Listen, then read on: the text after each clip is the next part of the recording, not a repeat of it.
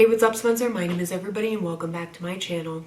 It's September, which means that it's fall, which means that it's October, which means that it's Halloween, which means it's time to get spoopy. This is a show that always pops up around this time of year, and despite me being barraged with fan art of it on Tumblr, I somehow have not seen it. So today we are going to be talking about Over the Garden Wall. Now, before we get into this isn't a hate video or anything, it's just a fun little review, so if you are somebody who cannot handle people saying anything negative about your favorite show, well then, there's the door. Thanks for coming. So this show starts off by following two brothers. Named Wirt and Greg, as well as their frog named... Katie!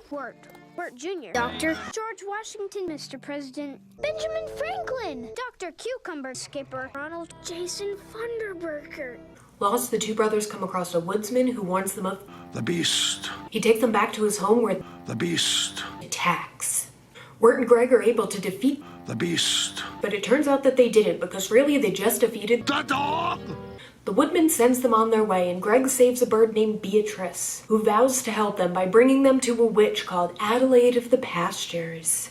Wirt, Greg, and Beatrice make their way through the woods, taking on crazy adventures along the way, while the viewer discovers that the woodsman is the only thing keeping the beast at bay. When the group gets close to Adelaide's house, Beatrice sneaks off early, revealing that she had been bringing Wirt and Greg to Adelaide's house to exchange them for a pair of magic scissors that would free her and her family from the Bluebird curse. As is the typical trope, Beatrice doesn't want to do it anymore, but Wirt and Greg are there and they overhear everything. Beatrice is able to kill Adelaide of the Pastures, but it is too late because the boys have run away. Greg! Wirt! It wasn't what it looked like. I was just... Please come back! The boys stumble through the woods until they come across a pretty girl and this lady who looks like the Witch of the Waste from Howl's Moving Castle. Beware, my sister Adelaide. She lives in the pasture. She must not be trusted. So, who's gonna tell her that you already murdered that bitch? Dejected and depressed, Wirt lays down to go to sleep and tells Greg that he can try and find his way home himself.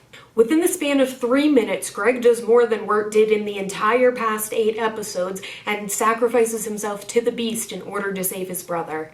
Wirt wakes and finds his brother gone and, in the course of looking for him, runs into Beatrice. Together, they find Greg, the woodsman, and the beast. The beast has started to turn Greg into a tree so that the woodsman can chop him down and use his wood to keep the fire in his lantern going. The beast tells Wirt that the only way he can save Greg's soul is to keep feeding fire into his lantern, but Wirt calls him on his bullshit, picks up Greg, carries him away, and then it turns out it was all just a dream? Wirt, you okay? Can you see me, Wirt?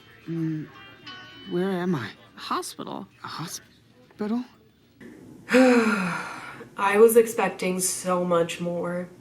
This show came out around the same time as Star vs. the Forces of Evil, Gravity Falls, and Steven Universe, and I heard it thrown into the golden circle of animated shows along with those other 3.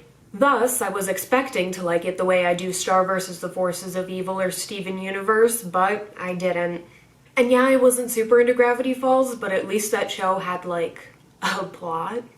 Over the Garden Wall, on the other hand, barely has enough content to put together an actual show, which is part of the reason why it's only 10 episodes long. Not to mention the fact that each episode is only 10 minutes long, which means it's really only 100 minutes worth of screen time, so barely even a movie.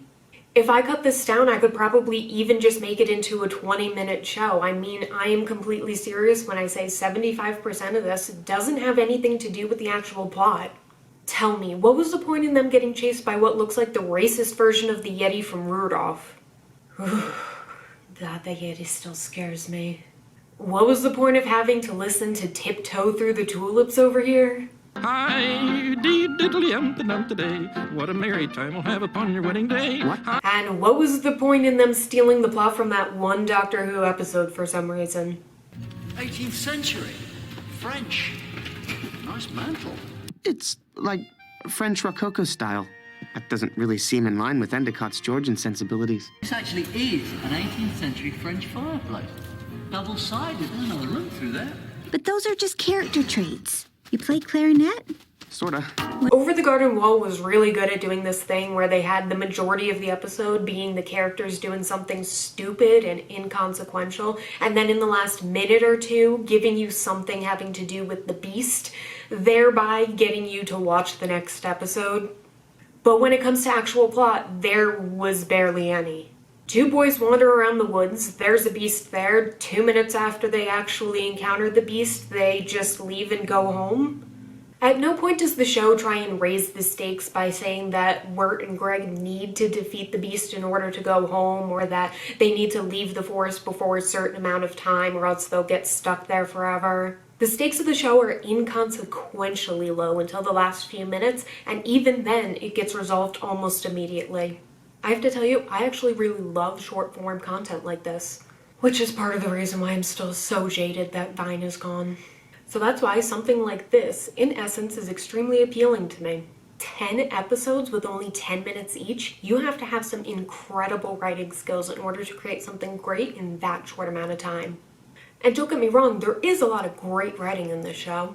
So is it nice being a bird? Nope. Oh. Do you like waffles? No, waffles make me sick. I eat maggots. Ah! What? How can you not eat waffles? Ah! What? I stepped on a pumpkin! But because the writing was so focused on lines in short bursts like this, it almost felt as though these points of the show were created just to be turned into Tumblr gift sets as opposed to being a part of a more consistent writing throughout the show. Beatrice, why are you pretending I'm this guy's nephew? We need money. You're scamming him? I was thinking more like flat out stealing from him. What? No way. Why not? We already stole a horse. Hey, guys. No, we didn't. Fred's a talking horse. He can do whatever he wants. I want to steal. I love struggling to reblog a Tumblr gift set as much as the next guy, but I need consistent plot and character development to carry throughout the show. For example, at the beginning of the show, Wirt is a whiny little pissant, which I think he's supposed to be. But instead of learning some self-confidence or learning how to make that pissant baby thing work for him, he kind of just stays the same the whole time. Like at one point in the show, Beatrice tells Wirt that he can't go home because he's a hero here now, and I almost busted my computer with how hard I was spit-taking. Spit-tooken? Spit-taked? What is the past tense of spit-took? Spit-take. Either way, it was bad. What was good though was the animation. I liked how there was a lot of original heavy Disney influence, from the background to the way that the characters were designed, to the types of shots that there were, or the way that they were singing songs. Mad Cuphead vibes, TBH. The biggest thing that I was reminded of throughout the watching of the show, however, was Hilda. You ever consume one type of media and it gives you a hard desire to consume a different type of media because it reminds you of that media so much? That's how I felt while watching this. The whole entire time I was like, damn, I wish I was watching Hilda instead, and I feel like if Hilda was more popular, more people would agree with me that Hilda is better than Over the Garden Wall. It's an incredibly underrated show that I haven't seen anybody else talking about, so I'll probably do that in the next few episodes. So if you are interested in watching that, make sure to subscribe so that you know when I put it out. But that's all for the video, so don't forget to also like and subscribe, but besides that, stay safe, test the concrete before you let your dog walk on it, and have a fantastic day.